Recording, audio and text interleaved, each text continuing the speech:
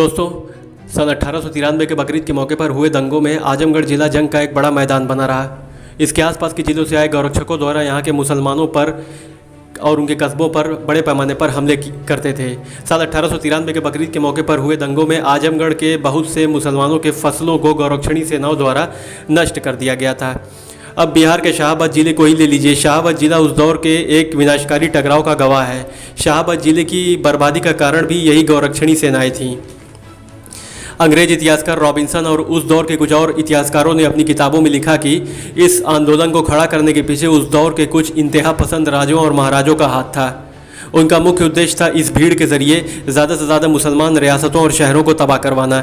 इतिहासकार Francis Robinson ने अपनी गहन शोध में पाया कि सन 1886 में जब यह आंदोलन पंजाब से होते हुए उत्तर प्रदेश पहुंचा तो उच्च न्यायालय ने यह फैसला सुनाया कि गाय को वस्तु के रूप में नहीं रखा जा सकता और धार्मिक हिंसा या गायों के वध के सिलसिले में मुसलमानों को इस कानून के तहत दोषी नहीं ठहराया जा सकता।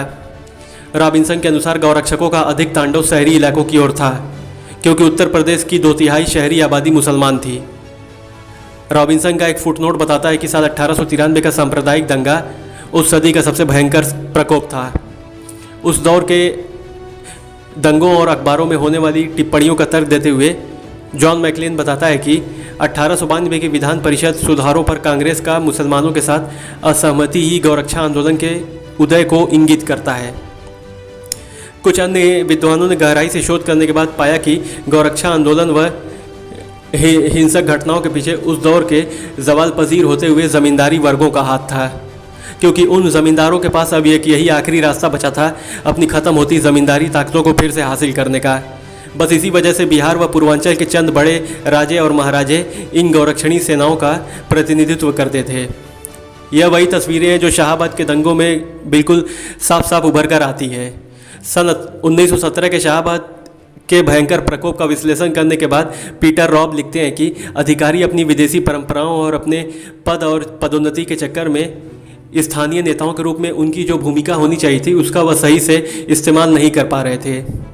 इसी वजह से बिहार व पूर्वांचल के क्षेत्रों को इतनी तबाही झेलनी पड़ी थी। पीटर रॉब आगे लिखते हैं कि उस समय गाय के बैनरों की आड़ में ज़्यादा से ज़्यादा मुसलमान गांवों और कस्बों पर हमले हो रहे थे।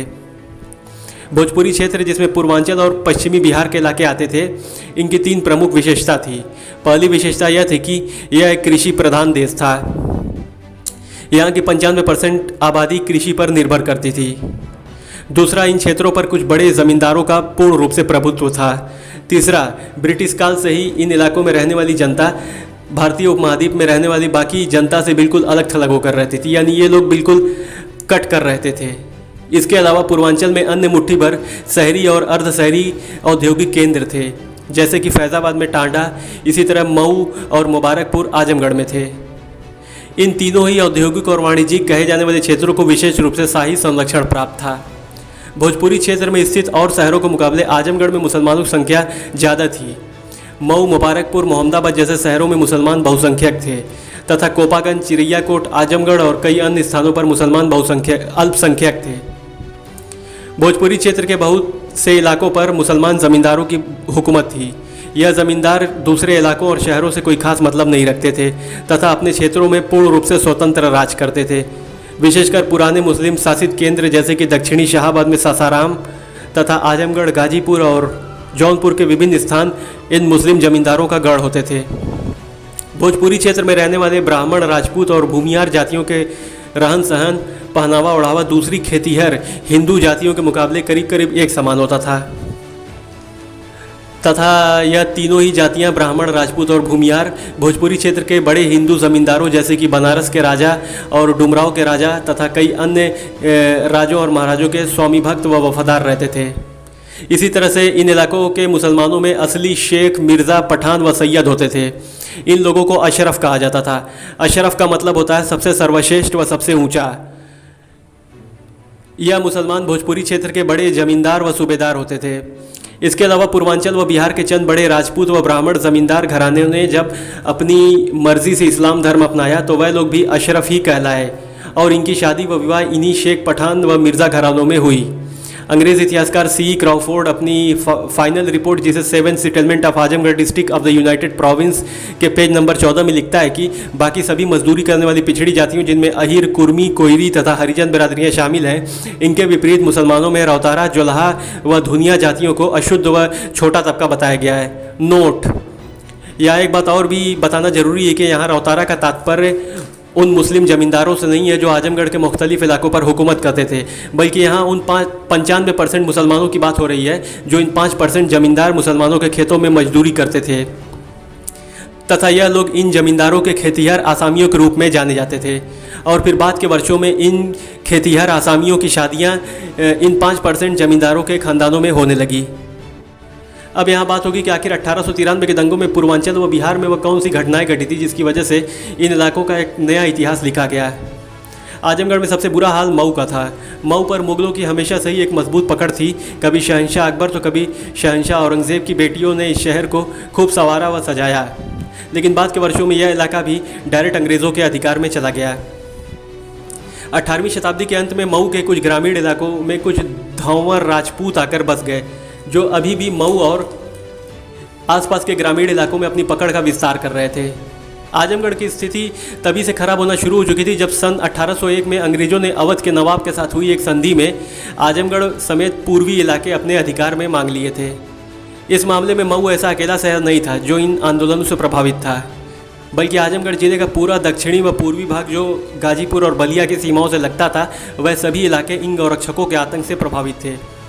सन 1893 में आजमगढ़ के अजमतगढ़ व जहानागंज में 2 बड़ी बैठकें हुई जिनमें गौरक्षणी आंदोलन से जुड़े कई हजार लोगों ने भाग लिया तथा बलिया व गाजीपुर से आए गौरक्षणी नेताओं ने इन सभाओं को संबोधित किया। जहानागंज बैठक के एक हफ्ते बाद मुबारकपुर व आजमगढ़ के बीच सड़क किनारे एक कसाई को उसकी भैंसों सहित रोका गया और धमकी दी गई। इस अवधि में वलीदपुर जो मुबारकपुर के पास एक बड़ा गाँव था, वहाँ के मुस्लिम ज़मींदार व मोहम्मदाबाद के कुछ मुस्लिम ज़मींदारों ने गौरक्षणी गतिविधियों और मोहम्मदाबाद के पास गौरक्षकों द्वारा मवेशियों को जबरन जब्त कराने के मामले दर्ज कराए। उसी समय आजमगढ़ के विभिन्न स्थानों में यह गौरक्षणी शाखाएं फैल चुकी थीं। इस संगठन ने जल्द ही परगना, सगड़ी, घोसी और नाथुपुर में एक शक्तिशाली स्थान प्राप्त कर लिया तथा आजमगढ़ के पश्चिम में निजामाबाद परगना व देवगांव परगना के कुछ हिस्सों में फैल चुके। गौरक्षणी सभाओं द्वारा निधि के उत्थान के लिए अपनाई जाने वाली विधियों में से एक विधि थी चुटकी व्यवस्था, जहां गौरक्षणी सदस्यों के लिए भोजन पानी का इंतजाम करने के लिए आजमगढ़ के गांवों के हर परिवार के हर सदस्य द्वारा अपने भोजन में से एक चुटकी भोजन निकालकर गौरक्षणी सभा के चयनित अधिकारियों को देना होता था। साल 1893 के बकरीद से चंद दिनों पहले आजमगढ़ के सगड़ी परगना के पश्चिम छोर पर एक गांव था जिसका नाम पंडा कुंडा था। वहाँ एक अजीब सी घटना घटी। उस गांव में एक सम्मानित हिंदू किसान रहता था जिसका नाम लक्ष्मण पौर था। लक्ष्मण पौर ने किसी मुसलमान को एक बैल बेचा था। इस बात की भनक जब उसके गांव के गुरबीन, निरंजन, महाराज, देवी दयाल व बेचू को हुई तो इन सभी ने और गांव के कुछ अन्य लोगों ने लक्ष्मण के घर पर हमला कर दिया। घरों के टाइल्स व मिट्टी के सारे बर्तनों को तोड़ डाला गया तथा उन लोगों ने उसके गन्ने की खेत की सिंचाई को भी रुकवा दिया।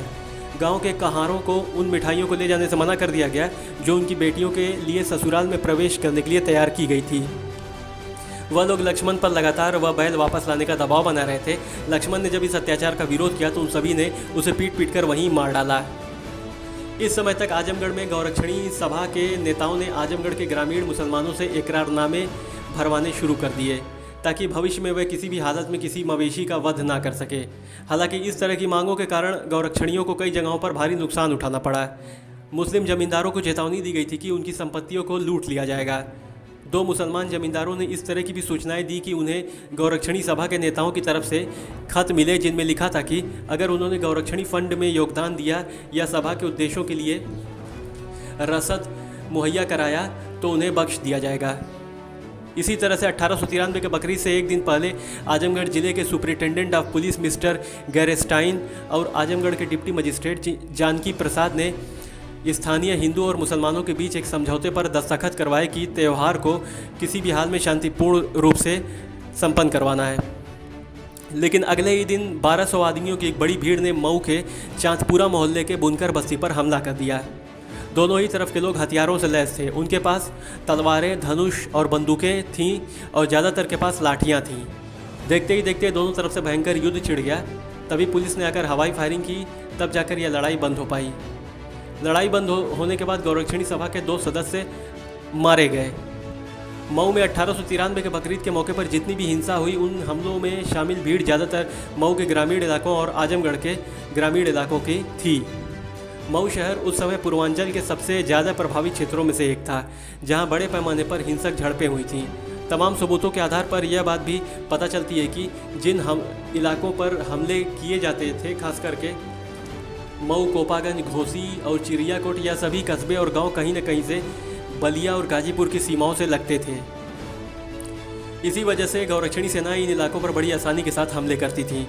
दूसरी ओर आजमगढ़ जिले में ज़्यादातर प्रदर्शन जिले के जीयनपुर, अजमतगढ़ और गौरीडीह जैसे क्षेत्रों में हुए थे। ऐसा प्रतीत होता है कि मुबारकपुर का भी यही हाल था। मुबारकपुर 19वीं सदी के पहले ही दौर में हिंदू मुस्लिम दंगों का एक विस्फोटक संभावित केंद्र रह चुका था। साल 1893 के बकरीद के मौके पर हुए दंगों में जहां आजमगढ़ के तमाम इलाके इससे बुरी तरह प्रभावित हुए, वहीं मुबारकपुर पर चढ़ाई करने के लिए गौरक्षणी सेनाओं द्वारा हजारों की हथियारबंद भीड़ जमा की गई। लेकिन यह भीड़ मुबारकपुर की सीमाओं में प्रवेश नहीं कर सकी, क्योंकि मुबारकपुर के शेख जमींदारों ने पहले ही कई हजार की हथियारबंद सेनाएं अपनी जमींदारी रियासत में तैनात करवा दी थी। लिहाजा जब गौरक्षणियों ने मुबारकपुर वालों की पहले से की गई तैयारियों को देखा तो उन्होंने पीछे हट जाने में ही अपनी भलाई समझी। लेकिन पूर्वांचल व आजमगढ़ के बाकी इलाके मुबारकपुर की तरह भाग्यशाली नहीं थे और उन इलाकों में गौरक्षणी सेनाओं द्वारा बड़े पैमाने पर तबाही मचाई गई, क्योंकि उस वक्त बलिया व गाजीपुर के गौरक्षणी सरदारों ने अपने पूरा जोर आजमगढ़ पर लगाया था। आइए अब आपको बता दें कि आखिर साल 1893 के दंगों में मुबारकपुर में क्यों नहीं घुस सकी गौरक्षणी सेनाएं। दरअसल मुबारकपुर के जो शासक थे वे अरबी नस्ल के लोग थे, जो करीब 400 साल पहले सऊदी अरब के मदीना से आकर मुग़लों की तरफ से बड़ी जंगें लड़े और यह सारे इलाके जीते और अपने जीते हुए इलाकों पर आज़ाद सल्तनत कायम की, जो आजमगढ़ से मऊ जिले तक फैली थी। इसके अलावा इनके पास उस ज़माने के सबसे एडवांस्ड बंदूकें और करीब 10 से 15 हज़ार की एक संगठित फ़ौज थी तथा इन्होंने अमीलो और चकिया नामक 2 गांव बसाए और उन्हीं गांवों में बैठकर इस विशाल रियासत पर हुकूमत करते थे।